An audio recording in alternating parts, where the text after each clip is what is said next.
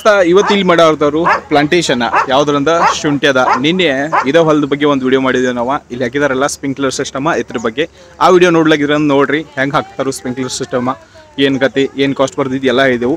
So ಇವತ್ತಿನ ವಿಡಿಯೋದಾಗ ನಾನು ನಿಮ್ಗೆ ತೋರಿಸ್ತಾನು ಯಾವ ಥರ ಪ್ಲಾಂಟೇಶನ್ ಮಾಡ್ತಾರೋ ಶುಂಠಿಯನ್ನು, ಏನು ಖರ್ಚು ಬರ್ತೈತಿ, ಏನು ಕಾಸ್ಟ್ ಬರ್ತೈತಿ, ಪ್ಲಾಂಟೇಶನ್ ಖರ್ಚು ಎಷ್ಟೈತಿ. ಇವತ್ತು ಇಲ್ಲಿ ಕೆಲಸ ಸ್ಟಾರ್ಟ್ ಆಗೋದೈತಿ, ಬರ್ರಿ ತೋರಿಸ್ತೇನೆ.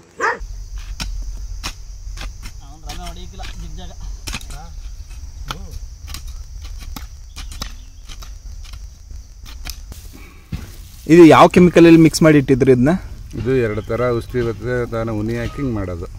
ಸೊ ಇವಾಗ 1 ತಿಂಗಳಾಯ್ತಾ ಇದು ಮಾಡಿಟ್ಟು?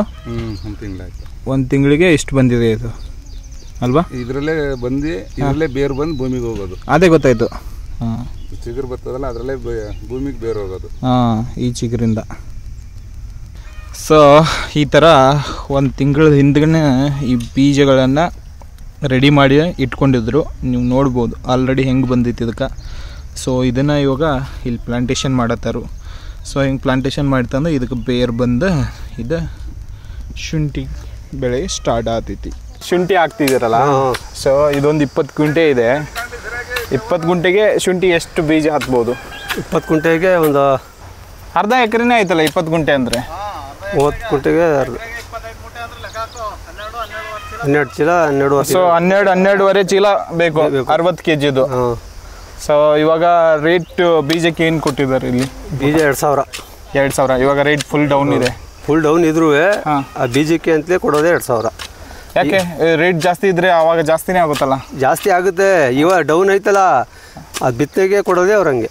ಓಕೆ, ನಾವು ಕೊಡೋದು ನಾವು ಕೊಟ್ಟಿದ್ದೀವಿ, 2000ದಂಗೆ ಕೊಟ್ಟಿದ್ದೀವಿ. ಒಳ್ಳೆಯದು. ಇವಾಗ ನೀವು ಪ್ಲಾಂಟೇಶನ್ ಮಾಡ್ತಿದ್ದೀರಲ್ಲ, ಈ ಸಾಲ್ಗಳನ್ನ ಎಷ್ಟು ಡಿಸ್ಟೆನ್ಸಲ್ಲಿ ಇಟ್ಟಿದ್ದೀರಾ? ಇದು 3-3.5 ಅಡಿ 3.5 ಅಡಿ ಇರ್ತದೆ ಅಂತರ ಇರಬೇಕು. ಯಾಕೆಂದ್ರೆ ಇದು ಚಕ್ಕೆ ಕಟ್ತದ ನೋಡಿ, ಕಟ್ಟಿದಾಗ ಅದು ಫ್ರೀ ಇರ್ಬೇಕು. ಅದಕ್ಕೆ ಅದು ಜಾಸ್ತಿ ಅಗಲನೂ ಬರ್ತದೆ, ಜಾಸ್ತಿ ಉದ್ದನೂ ಇದಾಯ್ತದೆ. ಒಂದರಲ್ಲಿ ಒಂದು ಬೀಜ ಹಾಕಿದ್ರೆ ನಾವು ಅದರಲ್ಲೇ 5 kg ಬರಬೇಕು. ಆ ಥರ ಇಳುವರಿ ಬಂದರೆ ಮಾತ್ರ ರೈತರಿಗೆ ಗೀಟೋದು. ಸುಮ್ಮನೆ 2 kg 1 kg ಹಿಂಗೆಲ್ಲ ಬಂದರೆ ಏನು ಗೀಟಲ್ಲ. ಅದ್ರ ಇವಾಗ ಇದ್ರ ಮಧ್ಯದಲ್ಲಿ ಇವಾಗ ಏನೋ ಗೊಬ್ಬರ ಹಾಕ್ತಿದ್ದಾರೆ. ಅದೇನು ಹಾಕ್ತಿದ್ದಾರೆ ಅವರು? ಅದು ಗೊಬ್ಬರ ಅಂದರೆ ಅದು ರೋಗ ಸ್ವಲ್ಪ ತಡೀತದೆ, ಕಂಟ್ರೋಲ್ ಮಾಡ್ತದೆ. ಓಕೆ, ಅದರಿಂದ ಆ ಗೊಬ್ಬರ ಮಿಶ್ರಣ ಮಾಡಿ 4 ಥರ ಹಾಕ್ತೀವಿ. ಸೊ DAP ಹಾಕ್ತೀರಾ? DAP, ಗಂಟು ರೋಗ ಅಂತ ಬರ್ತದೆ ಅದು, ಆಮೇಲೆ ಬೇವಿನ ಹಿಂಡಿ ಅದು ಇನ್ನೊಂದು ಯಾವ್ದು ಹಾಕಿದ್ರೇನೋ 3 ಥರ 3 ಅವ್ರು ಹಾಕಿರೋದು. ಓಕೆ, ಸೊ ಇದನ್ನ ಹಾಕ್ತಾರೆ. ಇವಾಗ ಮೊದಲು ನೀವು ಈ ಬೀಜಗಳನ್ನು ಎಷ್ಟು ದಿನ ಆಯಿತು ರೆಡಿ ಮಾಡ್ಕೋಬೇಕಾಗುತ್ತೆ? ಒಂದು ತಿಂಗಳೊಳಗೆ ಮಡಿಕೋತೀವಿ. ಕಿತ್ತಿ 1 ತಿಂಗಳೊಳಗೆ ಹಾಕಬೇಕು, ಇಲ್ಲಾಂದ್ರೆ ಎಲ್ಲ ಮೊಳಕೆ ಬಂದ್ಬಿಡುತ್ತೆ. ಅದರಿಂದ ಏನಾದರೂ 15 ದಿವಸ 20 ದಿವಸದೊಳಗೆ ನೆಡಬೇಕು. ಸೊ ಹೊಲದಿಂದ ತೆಗೆದು ಒಂದು 15-20 ದಿವಸದಲ್ಲಿ ಮತ್ತೆ ನಾಟಿ ಮಾಡ್ಬೇಕದನ್ನ. ಕಿತ್ತಿ ಔಷಧಿ ಹಚ್ಚಿ ಕ್ಲೀನಾಗಿ ಮುರಿದಿ, ಎಷ್ಟು ಬೇಕು ನಾವು ಅಷ್ಟೇ ಮುರಿತೀವಿ. ಎಲ್ಲ ಮುರಿದಿ ಔಷಧಿ ಹಚ್ಚಿ ಒಂದ್ ಕಡೆ ನಳ್ಳಲ್ಲಿ ಶೇಖರಣೆ ಮಾಡಿ ಮಡಿರ್ತೀವಿ. ಅದು ಮೊಳಕೆಗೆ ಶುರು ಆಯ್ತದೆ 20 ದಿನದ ಮೇಲೆ, ಅವಾಗ ಅದು ನೆಡಬೇಕು. ಸೊ ಆವಾಗ ಇದನ್ನ ನೆಡಬೇಕು. ಸೊ ಇವಾಗ ಫಸ್ಟ್ ಟೈಮ್ ಇದೇ ಒಂದು ಹೊಲಕ್ಕೆ 20 ಗುಂಟೆ ಬೆಳೆ ಫುಲ್ ಪ್ಲಾಂಟೇಶನ್ ಮಾಡೋಕ್ಕೆ ಖರ್ಚು ಎಷ್ಟು ಬರ್ಬೋದು ಅಂದಾಜು? ಖರ್ಚು ಒಂದು 2000 ಬೀಜ ಹಿಡಿದ್ರೆ 4 ಕ್ವಿಂಟಲ್ಗೆ ಅದೊಂದು 8000 ಆಯ್ತು ಬೀಜದ್ದು. ಸೊ ಈ ಆಳುಗಳು ಮತ್ತೆ ಈ ಗೊಬ್ಬರ, ಈ ರೋಟ್ರು ಲಾಸ್ಟ್ ಗಂಟ ಒಂದು ಎಕರೆಗೆ 2 ಲಕ್ಷ ಖರ್ಚು ಬರ್ತದೆ. ಎಕರೆಗೆ 2 ಲಕ್ಷ ಅಂದ್ರೆ ಒಂದು ಅರ್ಧ ಎಕರೆಗೆ 1 ಲಕ್ಷ ಖರ್ಚು ಬರ್ತದೆ. ಅಲ್ಲ, ಒಂದು ಅಂದಾಜಲ್ಲಿ ಬರ್ತದೆ.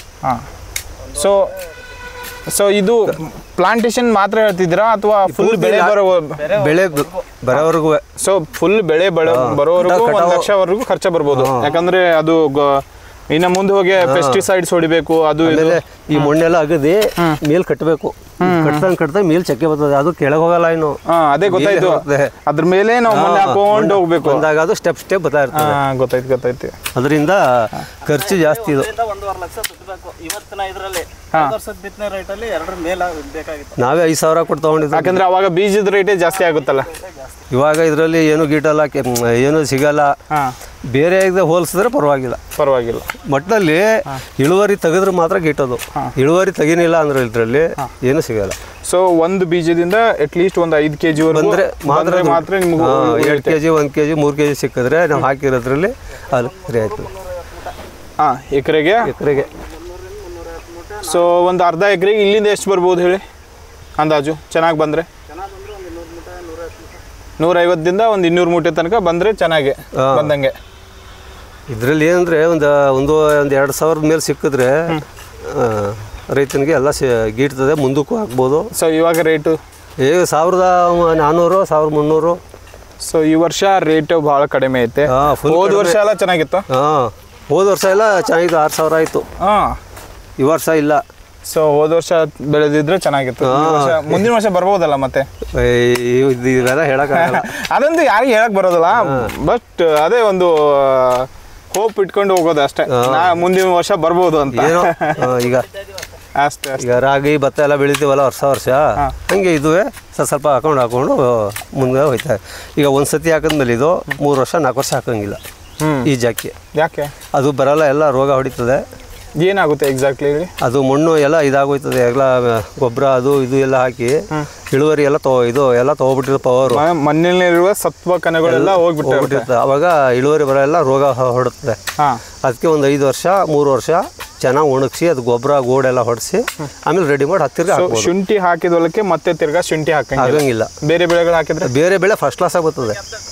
ಹೌದು, ಪ್ರತಿ ಒಂದು ಬೆಳೆ ಏನಾರು ಹಾಕಿ ಫಸ್ಟ್ ಕ್ಲಾಸ್ ಆಗುತ್ತದೆ. ಅದರೆಲ್ಲ ಗೊಬ್ಬರ ಗೋಡೆಲ್ಲ ಇರ್ತದೆ ನೋಡಿ, ಅದಕ್ಕೆ ಪವರ್ ಆಯ್ತದೆ, ಇದಕ್ಕೆ ಬರಲ್ಲ. ಸೊ ಒಂದ್ಸರ್ತಿ ಶುಂಠಿ ಹಾಕಿದ್ರೆ ಒಂದು 4 ವರ್ಷ ಗ್ಯಾಪ್ ಬೇಕು. ಒಳ್ಳೇದು.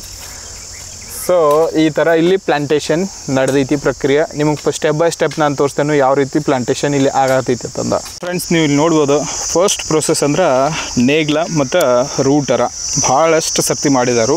ಅದಕ್ಕೋಸ್ಕರ ಮಣ್ಣು ಎಷ್ಟಲ್ಲಿ ಸ್ಮೂತ್ ಆಗಿದೆ, ಎಷ್ಟು ಮೃದುವಾಗಿದೆ ಅಂತ ನೀವು ನೋಡ್ಬೋದು. ಸೊ ಇವರ ಈ ಸಾಲದಿಂದ ಈ ಸಾಲ್ಗೆ ಒಂದು 3.5 ಫೀಟ ಡಿಸ್ಟೆನ್ಸ್ ಇಟ್ಟಿದ್ದಾರೆ. ಯಾಕೆ ಅನ್ನೋದು ಅವ್ರು ಹೇಳ್ತಾರಂದ್ರೆ, ಬೀಜಗಳು ಮಣ್ಣನ್ನು ನಾವು ಎತ್ತಿ ಮೇಲ್ಗಡೆ ಹಾಕಬೇಕಾಗ್ತೈತಿ. ಆವಾಗ ಬೀಜಗಳೆಲ್ಲ ಹೊರಗೆ ಕಾಣಿಸೋಕೆ ಸ್ಟಾರ್ಟ್ ಆಗ್ತವೆ ಸಣ್ಣ ಸಾಲುಗಳಿದ್ರೆ. ಸೊ ಅದಕ್ಕೋಸ್ಕರ 3.5 ಫೀಟ್ನ ಇಟ್ಟಿದ್ದಾರೆ. ಮಧ್ಯದಲ್ಲಿ ಇದು ಸ್ಪ್ರಿಂಕ್ಲರ್ ಸಿಸ್ಟಮ್ನ ಹಾಕಬೇಕಾಗ್ತೈತಿ. ಯಾಕಂದರೆ ಶುಂಠಿಗೆ ಬೆಸ್ಟ್ ನೀರಾವರಿ ಪದ್ಧತಿ ಅಂದ್ರೆ ಈ ಸ್ಪ್ರಿಂಕ್ಲರ, ತುಂತುರು ಹನಿ ನೀರಾವರಿನ ಇದಕ್ಕೆ ಇರ್ತೈತಿ ದೋಸ್ತ. ಸೊ ನೀವು ನೋಡ್ಬೋದು, ಇದಿಷ್ಟ ಮೊದಲು ಮಾಡ್ಕೊಂಡಿರುವಂಥ ಕೆಲಸ. ಸ್ಟೆಪ್ 2ದಾಗ ಏನು ಮಾಡ್ತಾರಂದ್ರೆ, ಇಲ್ಲಿ ನೋಡ್ರಿ, ಇವ್ರೇನು ಈ ಥರ ಮಾಡತ್ತಾರಲ್ಲ ಅಗಿಯೋದ, ಆ ಥರ ಈ ಥರ ಹಾಕ್ಕೊಂಡು ಬರ್ತಾರು. ಸ್ಟೆಪ್ 3ದಾಗ ಈ ಥರ ಬೀಜಗಳನ್ನ ಇಟ್ಕೊಂಡು ಹೋಗ್ತಾರು.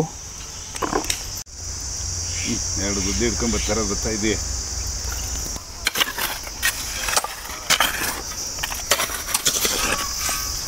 ಸುಮಾರು ಇರುವೆಗಳು ಬಂದುಬಿಟ್ಟವೆ. ನೀರು ಶೀತ ಆದರೆ ಅಂಚೂರ್ಗಲ್ಲಿ